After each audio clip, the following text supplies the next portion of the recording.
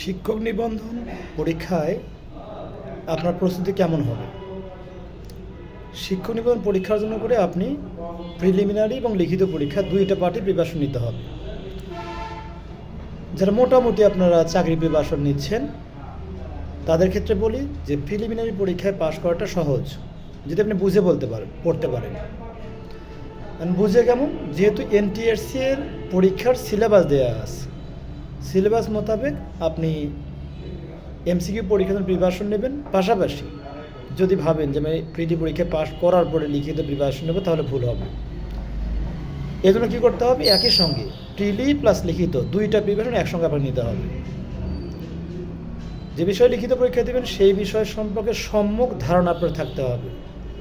মনে রাখবেন, বাজারের গাইডের পড়াগুলো যদি আপনি হুবহু লিখিত পরীক্ষা দিয়ে আসেন, সেই ক্ষেত্রে আপনার ফেল করার সম্ভাবনা অনেক বেশি। তাহলে কী করতে হবে?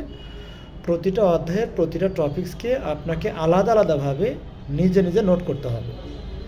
নোটগুলো করবেন, পারলে যে ব্যক্তি এই বিষয়ে পারদর্শী তাকে দেখাবেন। এইভাবে লিখিত প্রিপারেশনটা আপনাকে শুরু থেকে নিতে হবে, কারণ বেশিরভাগ শিক্ষার্থী ফেল করে হচ্ছে লিখিত পরীক্ষায়। সুতরাং আমি মনে করি যারা শিক্ষক হতে ইচ্ছুক তারা এমসিকিউ পরীক্ষার পাশাপাশি লিখিত পরীক্ষার প্রিপারেশনটা শুরু থেকে নিতে পারেন। তাহলে আশা করি ভালো করবেন। বাজারের গাইডটা আপনি ফলো করতে পারেন, কিন্তু আপনাকে মূল বই থেকে নিজে নিজে নোট করতে হবে। সে যে বই থেকেই হোক, সেটা আপনার যে কোনো লিখিত পরীক্ষার জন্যই হোক, সেটা আপনার আপনি যে বিষয়ে লিখিত পরীক্ষা দেবেন সেই বিষয়ের তথ্য আপনি যেখানেই পান না কেন, সঠিক তথ্যগুলো নিয়ে আপনাকে আলাদা করে নোট করতে হবে এবং সেই নোটগুলো আপনার মাথায় থাকতে হবে। মনে হবে যে আত্মস্থ হয়ে গেছে আমার।